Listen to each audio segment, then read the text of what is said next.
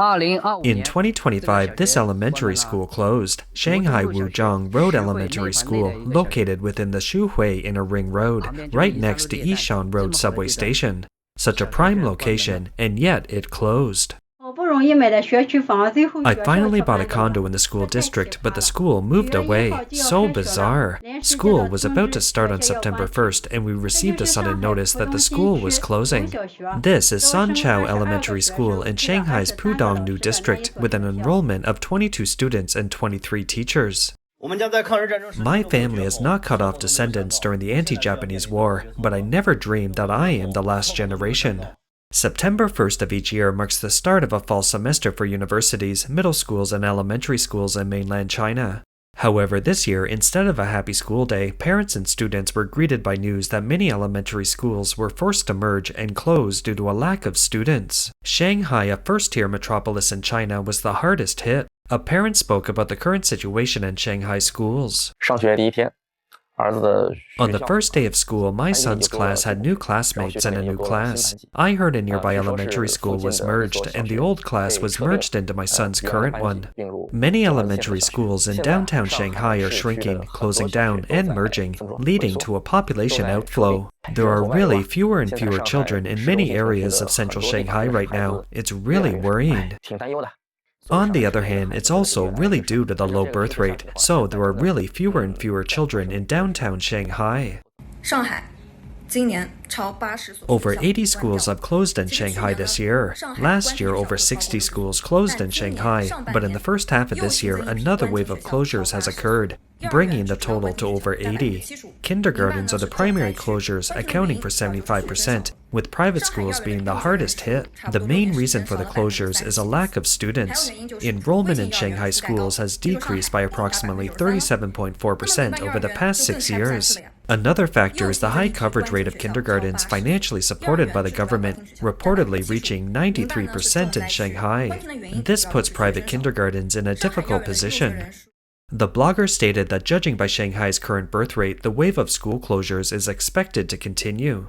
The closure wave in Shanghai has finally spread from kindergartens to elementary schools. From the end of last year to the beginning of this year, 60 schools across 11 districts in Shanghai, from kindergarten to elementary school, have closed. Unlike last year, this year, more schools are struggling to recruit students. This isn't just private schools. Public schools, like well-known primary schools, are also struggling. Huangpu Primary School on Huihai Middle Road only admitted one class this year, with just 17 students. A primary school in Pudong New District has only 30 students across 5 grades. Many primary and secondary schools have either merged or closed. In the fall semester of 2025, the century-old Sanchao Primary School in Shanghai's Pudong New District admitted only 22 students in the first grade, divided into 5 classes but staffed with 23 teachers. This school, with only one principal, had 22 teachers and 22 students providing one-on-one instruction. This sparked heated discussion online.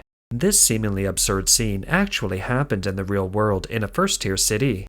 Before parents could recover from this seemingly bizarre scene, they received another shocking news. The school was closed.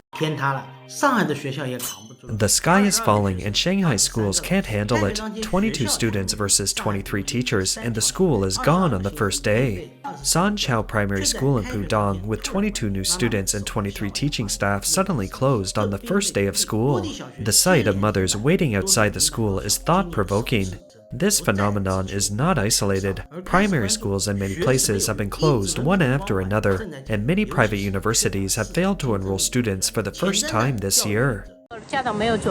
We were notified yesterday that school would reopen, and today it closed. Just because of the 2-day TikTok buzz, the school suddenly closed. The school even posted a statement saying they would stay for the last student. The school said they would stay open even with only one student and provided us with teaching staff, but they finally informed us at the last minute that the school was closing. On September 1st, upon hearing that the school would close the same day after it opened, many parents braved the scorching sun and waited outside the school gate, refusing to leave. It's heartbreaking. They bought school district housing specifically for their children's schooling, only to have the school close and their exorbitant mortgage payments still unpaid. It's reported that the school had relocated these 22 students to Jinchao Primary School, 4 kilometers away. However, there's no direct bus service between there and the Jinpu residential complex where the students live. The students' grandparents are at a loss as to how to pick up and drop off the kids. The parents are anxious and sought an explanation, but received no response. The incident has drawn close attention from netizens. I'm so shocked. I just saw the news that Sanqiao Primary School, which has been so popular online lately, has closed down. The school is only 5.2 kilometers from my home. Can you believe it? It's located within Shanghai's Central Ring Road. I always thought school closures like this only happened in the Outer Ring Road or even further away. But I didn't expect it to happen right under my nose. Was it like 10 years ago? How many parents would have been so eager to send their children to the school that they couldn't sleep, bought school district housing, and fought tooth and nail to get their children a spot? The man said that the tide seems to have turned entirely now. With fewer students, this school can't survive. Shanghai's fertility rate is 0.73%. By 2024, China will see a reduction of approximately 20,000 kindergartens, 5 million fewer children, and over 10,000 fewer kindergartens financially supported by the government. The wave of school closures is sweeping across the country. This is the situation in Weifang City, Shandong Province. 5 schools in Weifang City will cease enrollment in 2025. Peace Road Primary School, North Door Street Primary School, Moon River Road Primary School, Facing Sun Road Primary School, and West Garden Primary School. This year, Qingxi Jinyang Primary School in Dongguan City, Guangdong Province also closed, which directly created a problem. Hundreds of children of migrant workers in Dongguan face difficulties in attending school. Local public schools require local householding certification, and enrollment is already full. Private school tuition is prohibitively expensive, often costing $1,400 or more, making it unaffordable for migrant working parents. Parents are practically devastated. Some have commented that these children's parents toil in factories, construction sites, and the service industry, yet they can't even provide their children with a basic education. It's truly difficult. In 2023, the number of primary schools closed in China exceeded 5,600, and 14,800 kindergartens closed. In 2024, 22 primary schools in Quanzhou, Fujian Province, and Huanan County, Jiangxi Province were also deregistered. Furthermore, private schools in Suzhou, Shanxi Province, and Taizhou, Zhejiang Province began to close en masse. Over the past decade, the 3 northeastern provinces of Heilongjiang, Jilin, and Liaoning have closed over 6,000 primary schools.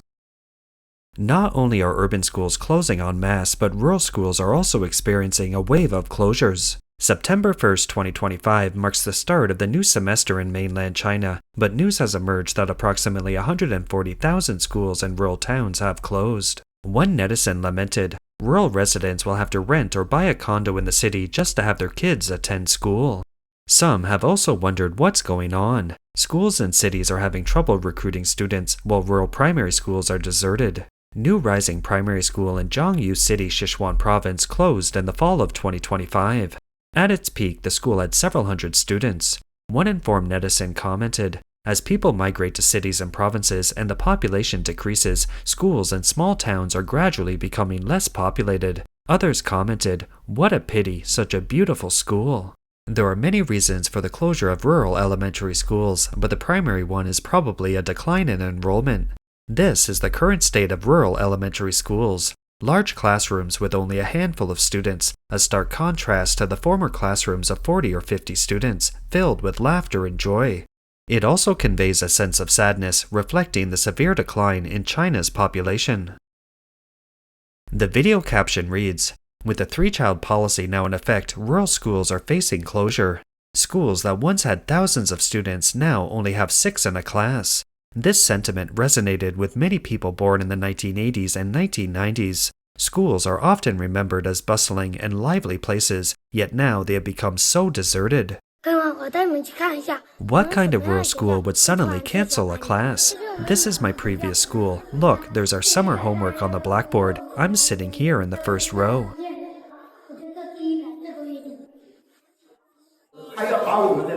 The Higher Level Education Department is consolidating resources and is merging our school's 6th grade. This means the students will be split into 2 locations, the Central Primary School and the Village Noodle School. The principal stated at this prearranged parent-teacher conference that the higher level education department mandated that the 6th grade be transferred, leaving only grades 2, 3, 4, and 5, and that the students also needed to go to other schools. Parents can take their children to the central primary school or the village noodle school, which requires accommodation. The principal also bluntly stated that when students go to other schools, 1st graders will have their 1st grade teachers and 2nd graders will have their 2nd grade teachers in that school. The implication is that the village's primary school currently lacks teaching staff. Compared to the principal's lengthy speech, the little boy succinctly explained the reason behind this. Our school is too small, so we have no choice but to transfer. For the better-off parents facing the closure of schools, they can find alternative schools for their children, but for those working hard at the bottom of society, it's a hurdle. On September 2, 2025, the merger of one elementary school in a town in Guangdong province left hundreds of families without a school for their children. Parents brought their children to the City Education Bureau to petition for a solution. The closure of numerous schools will inevitably lead to the loss of many teachers' jobs. 95% of teachers will be out of work in the next few years. This isn't my words, it's what a professor at Tsinghua University said. Also, let's look at the Ministry of Education report. Over 20,000 kindergartens have closed in the past year, and the number of students in kindergartens has decreased by over 10 million in the past 2 years. The large-scale school closures in mainland China will lead to massive teacher unemployment. The reason for this is inevitably related to the declining birth rate. A mainland educator using the pseudonym Wang Qi told overseas Chinese media, schools with fewer students are now being merged. This is mainly because China's birth rate has been declining year after year, and the population is experiencing negative growth. There are fewer births than deaths, and this wasn't the case even during wartime. Our domestic support ratio is 1:1. One person can only support himself, and it's considered quite impressive if they don't rely on their parents. Now, 80% of the population is like this. They can't get married, and if they do, they don't want to have children. If they can't support themselves, how can they have children? It's not that young people don't want to get married, but the vicious economic changes under the rule of the Chinese Communist Party have made it difficult for them to adapt to reality. I'm 30 years old this year, born in 1996. I'm still single, have no education or skills, and I'm almost completely hairless. During the anti-Japanese war, my grandfather successfully evaded the Japanese. After 1949, he married my grandmother without spending any money. In the 1990s, my father married my mother without asking for any bride price and instead brought a large dowry to our family.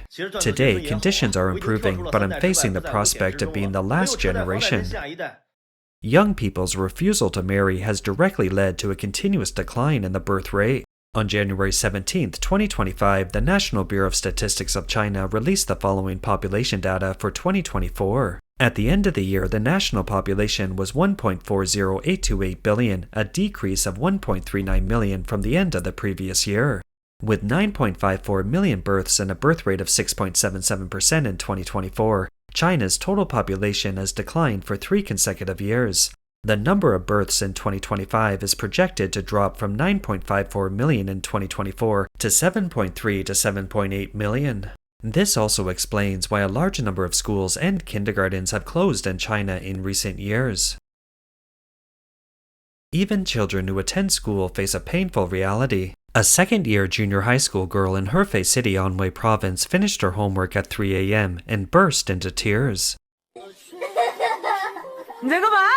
What are you doing? I finished my homework. I finished my homework.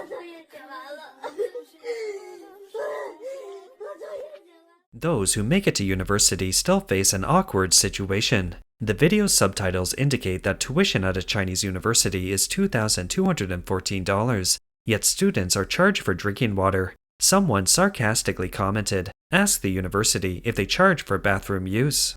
This is a student dormitory in Guigang, Guangxi, housing over 300 students. Parents must be heartbroken to see adolescents squeezed into such cramped quarters. Yet the CCP would rather allocate vast sums of money to aid the Belt and Road Initiative and international students than improve students' education and living conditions. What are you arguing about? Stop it. What are you three arguing about? It's loud, but you can all study, so why should I? Why?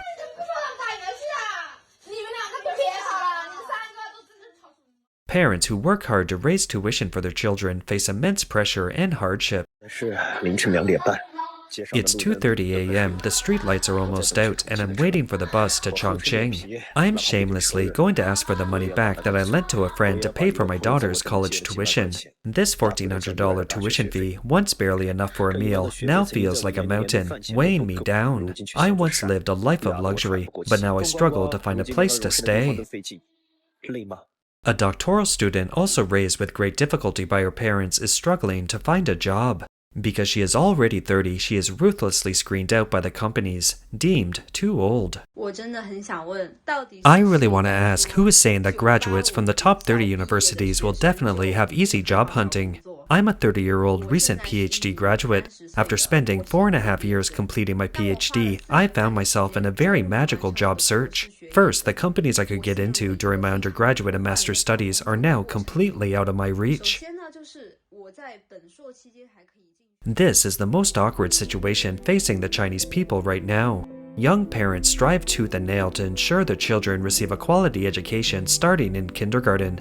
But now, numerous kindergartens and high-quality primary schools are closing. After 12 years of hard work, students finally make it to university, only to face a shortage of educational resources and a harsh academic environment. Parents continue to struggle to fund their children's education in the current economic downturn. Still, by the time their children graduate from university or even graduate with a master's or doctoral degree, their degrees are worthless.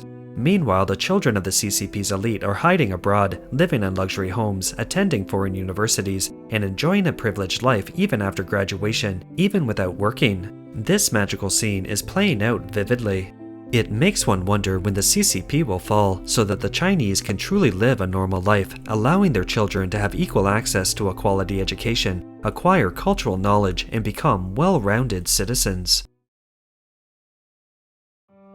That's all for today. If you enjoy our content, please give us a thumbs up, subscribe, leave a comment, and share it with a friend. We appreciate your support, and we'll see you next time.